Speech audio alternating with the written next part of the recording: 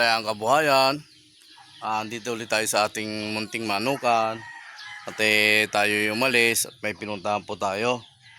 Bumili po tayo ng pandesal. Maliban sa bumili tayo ng pandesal, dahil wala na rin pong pagkain yung ating mga alagang sisiw, bumili po tayo. Ito po yung ating binili, Integra 2. Ayan po. Tapos bumili na rin ng Integra 1. Ayan po. Pasisiw po lahat ito. Saglit lang ito maubos dahil ang ating mga alagang sisiw ay talagang malalakas po silang kumain. Maliban po ron, bumili na rin po tayo ng pamurga. Ito po yung ating pamurga po, bastonero.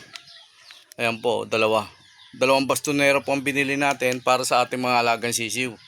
At isasali na po natin ang ating nabiling pagkain para mapagpakain na po mapakain na po natin yung ating mga alagang sisiw. Ito po yung Integra 2 na nabili ko. Ayan. May siguradong gutom na po ang ating mga alagang sisiw. Yung malalaki po, nasabuyan ko na rin yung mga malalaking sisiw. Malalaking manok, napakain na po natin. Nasabuyan na po natin ang mga pagkain nila.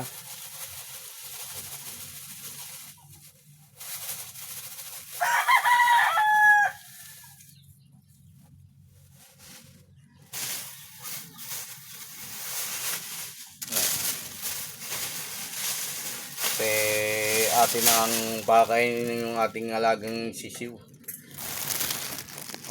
Punta na natin yun.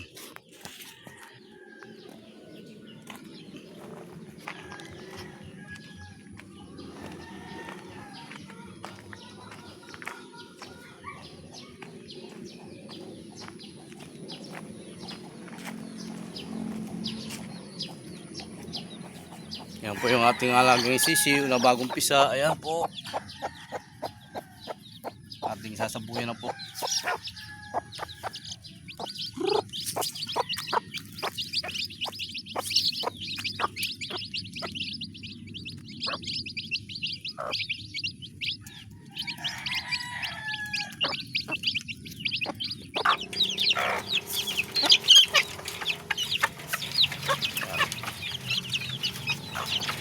Nagwawala na rin po. Pakainin na rin po natin yan. At kuha tayo ng lalagyanan at hugasan muna natin. Yan po yung mga lalaki po yan. Ang dami po. Yan. Kumakain na po sila.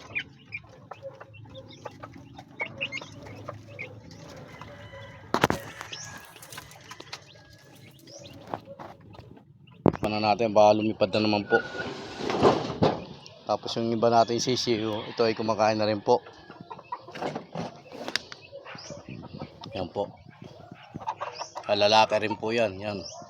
Kaya pag naglaki yan po ito, napakarami kong lalaking pambenta at may panlaban tayo.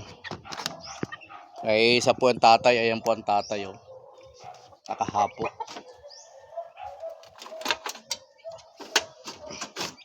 Yan po yung iba.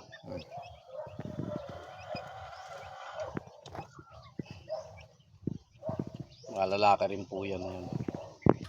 Yan.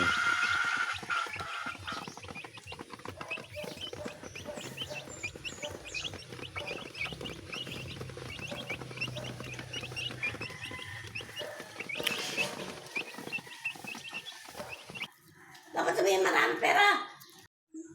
So, almusal namin, pandesal. Habang nagpapakain tayo sa mga alaga natin manok. So, habang nagpapakain tayo ng manok, mag-almusal muna ako. Dapat yung pagkain ng manok. Pagkain ng manok.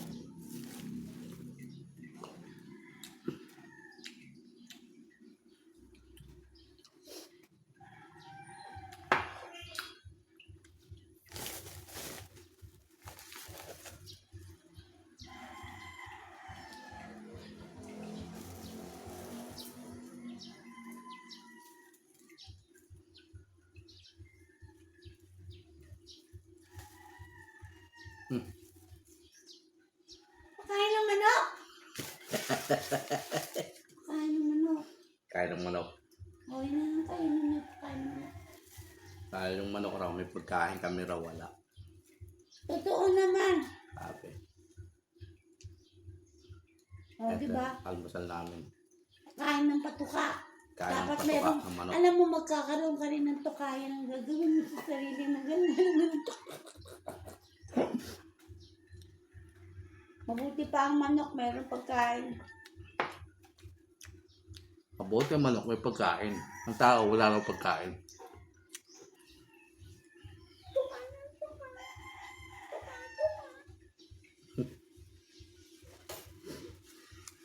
Sabi mo, ano? Tuka.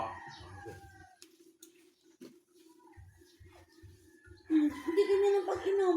Gaya ka manok. Oh, mali. Yan, ganyan, kasi manok ka.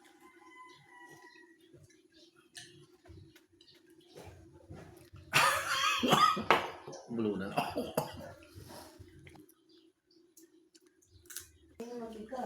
Ha? Kasi bumagsak mabasag ang salamin. Bagsakan ng paa natin. May tama ito salamin na ito, makapal ito eh. Pwede ako magpagawa ng ganito. Papagawa ka na lang. Ang sukat ito. Ay, nakadikit ah. Hindi. Ano ito? Ayun.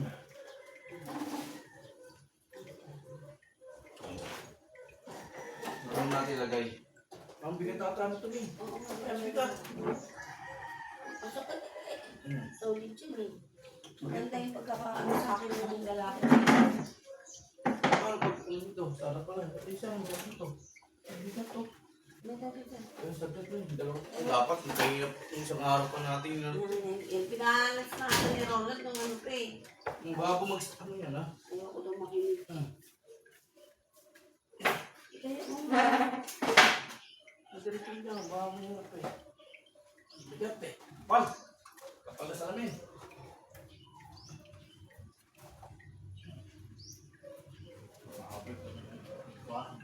dapat kay ano, kayo. Mama bumagsak. Eh hindi. Yan. Dapat dito.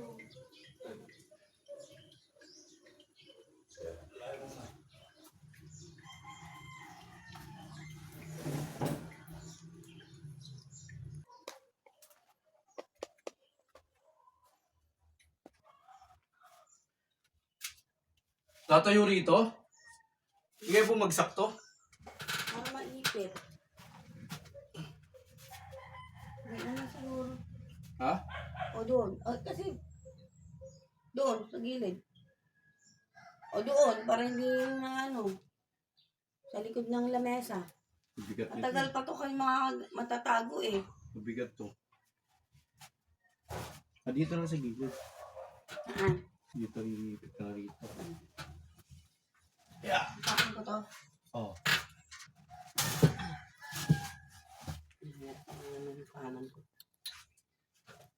Kaya doon?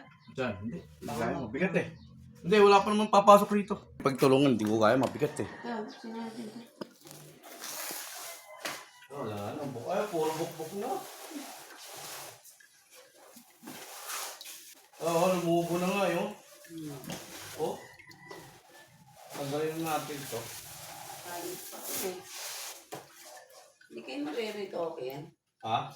Hindi kaya tumaan. Wala na, lumubo na yun. Madadaya rin talaga yung ano, no? Plywood lang pala talaga to. No? Parang, oh. Gagamitin ko ba yan?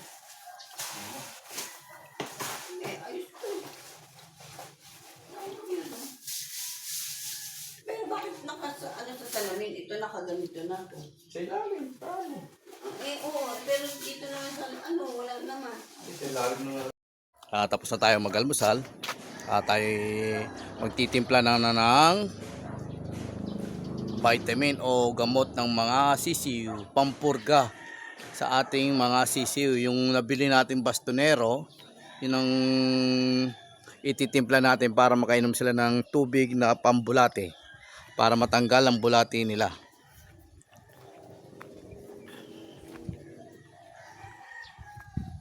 Ayan na po sila, uminom na po ng tubig na may gamot ng ating mga alagang sisiw. Ayan po, may ininom silang tubig na may pambulate para yung mga bulate ay matanggal po. Tapos nandito na rin po yung iba na umiinom na rin po sila para sa mga bulate rin po na tubig na may halong gamot. Ayan po. Ayan po, umiinom po sila. Uy, lipat pa. Tingnan mo. Yan, umiinom sila. Yan, para matanggal yung mga bula-bulati nila. Dahil yan yung kasi, pag ganyan kalaki na po yung mga alagang sisiw natin, may mga bulati na po yan sa loob ng tiyan. Ayan. Para yung mga kinakain nila, hindi kunin ng bulati, hindi agawin ng bulati. Kaya doon pumapait ang mga sisiw, nagkakasakit dahil ang bulate, ang kinakain nila, ang kinakain ng mga sisiw ay kinakain rin ng bulate. Kaya pumapait ang mga sisiw ngayon. Ang ginawa natin, tinimplahan natin ng tubig na may halong gamot na bastonero para sa mga bulate. Para matanggal po yung mga bulate ng ating mga alagang sisiw. Ayan po.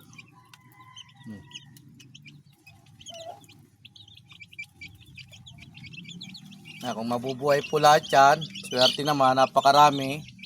Ayan po. Pero marami rin pong babae. Yan.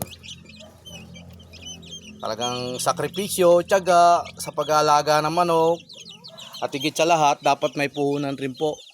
Dahil kung wala kang puhunan, pambiling pagkain ng mga manok, hindi mo mapapalaki ang manok na ang mga sisiw ng malusog, malakas. Kaya kailangan rin talaga ng puhunan. Nakabuhol. Hindi na mamalo kasi ito eh. Ayan, mamalo. Aray ko. Aray ko. Oy. Huwag ka mamalo. Aray ko.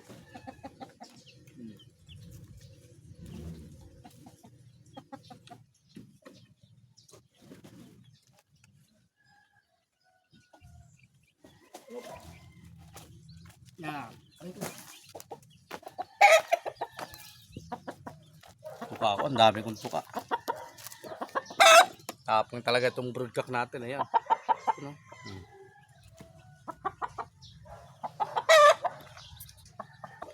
Palitan na natin ng sako to. Itong langka na to.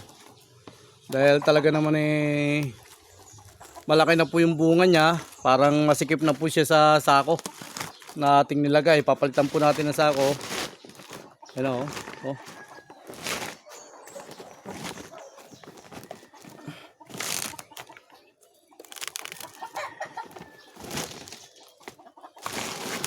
Ayan, malaki na po. Palitan po natin ng sako na mas malaki po dyan. Para hindi masikip dahil lumalaki pa po yan.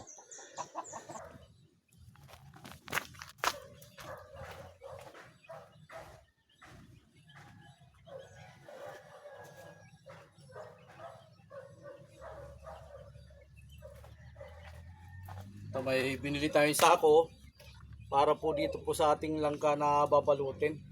Dahil masikip na po yun.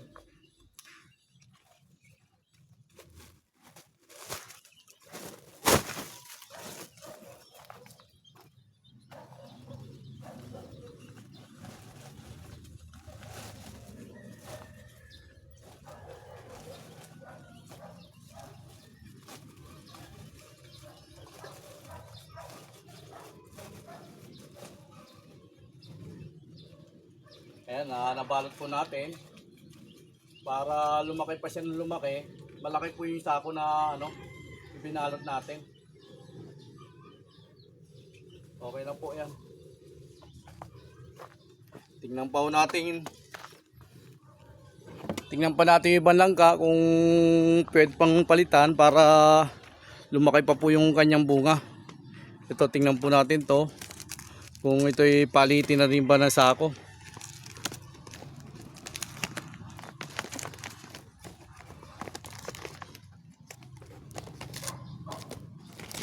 Pag hindi naman pwede, kung hindi pa naman pwedeng palitan, huwag muna. Ay, malaki na rin. Oh. Yan oh. Palitan na rin natin. Masyadong malaki na rin po yung bunga niya, oh.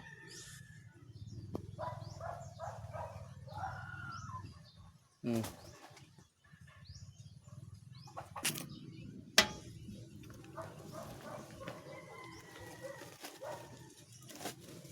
Ayan, pag naginugan po itong mga langka natin, napakarami po ang ating binalot na langka.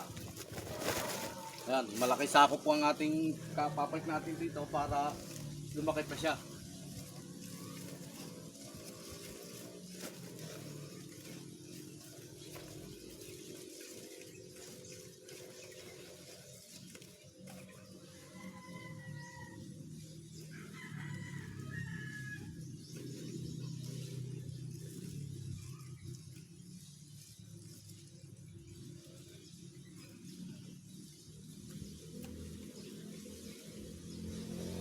Ayan, okay na.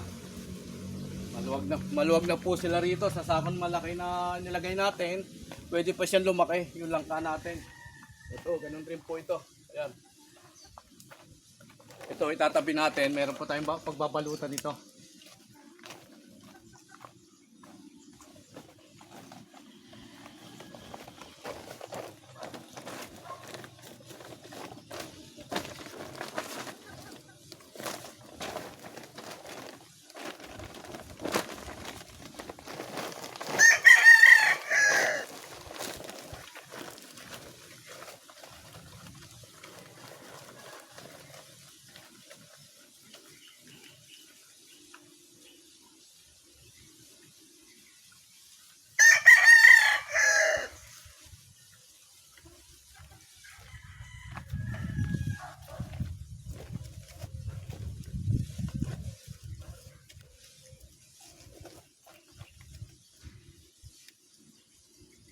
Hindi lang tayo makakakit sa taas dahil napakaraming antik. Pag umakit tayo, bigla tayong kagatin ng antik, mahulog tayo. Tatabi natin to para may balot sa ibang langka. Tapos meron tayong ilaw rito na ilaw sa ating mga alagang sisiw ngayon. Dito na natin ikakabit sa may langka po para maging maliwanag po rito pagdating ng gabi. Ayan po, lalagyan po natin ng ilaw.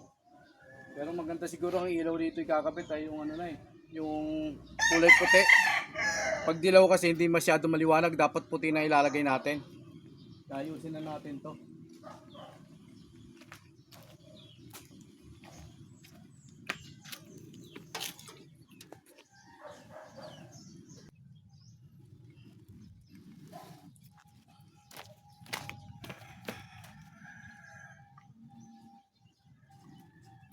Tanggalin muna natin itong bumbilya, ba mabasag po.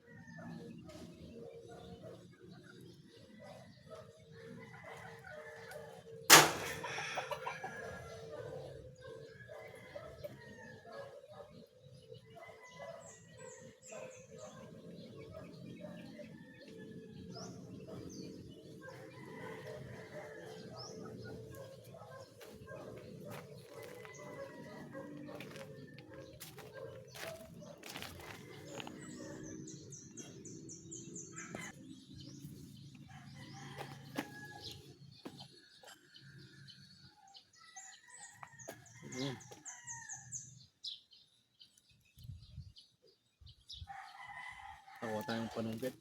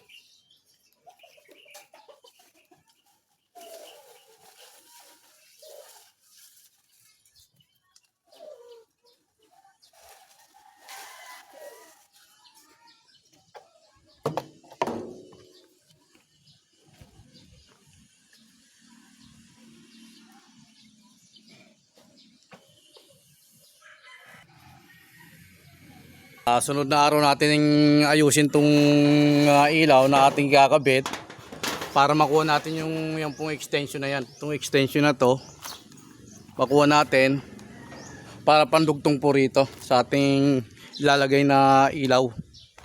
Para pagdating ng gabi, maliwanag na po rito sa ating munting manukan na inayos po natin. Ayan. Ayan po. Ayan, makikita nyo po na napakaraming bunga na langka. Ayan po, nakabalot. Ayan po, ang iba hindi po nakabalot dahil malalayo po. Ayan o, taas. Ayan po. Oh.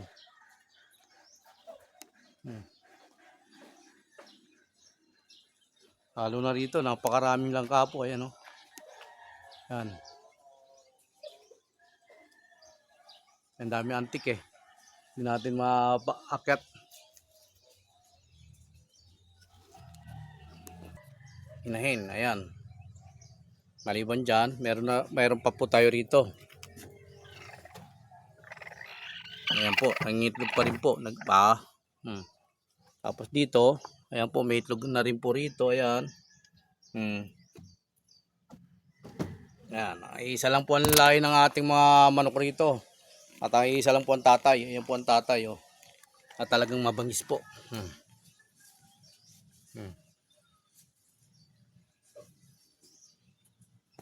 Talagang dumadamba. Talagang hindi mo pwedeng. Tapos yan po, may itlog na rin po rito. Ayan.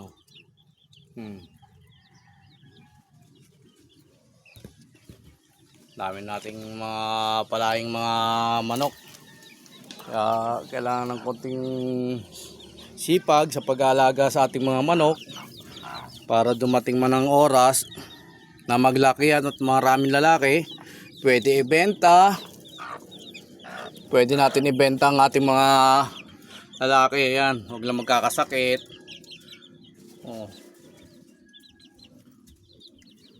Yan.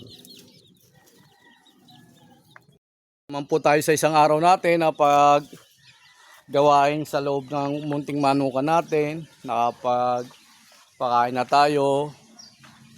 Nakapainom na rin tayo sa ating mga manukan. Tapos yung iba pa nating ginawa. Kung gaya ng na pinalitan natin ng sako itong langka para lumaki po. At hindi mabulok ang langka na yan. Ayan po. Ay pakita ko na rin po sa inyo ang ating mga inahin na may mga itlog na rin po dalawa. Tapos may naglimlim. Tapos ito po ang ating ayan o, black. Ang ating broodcock na isa. Ayan. Pinupuro po natin dyan. Tayo ay na para maligo at makikipagsapalaran naman po tayo sa kalsada para sa maghanap buhay tayo ng maayos na marangal at makakuha tayo ng pagkain natin, pambili natin ng pagkain at saka pambili na rin po ng mga pangangailangan sa ating munting manukan. Go! Please follow and share to my YouTube channel. Paki-like po, subscribe. Pinagpalang umaga, kalayang kabuhayan. Go, let's go. Huwag po kayo magsawa manood ng vlog ko.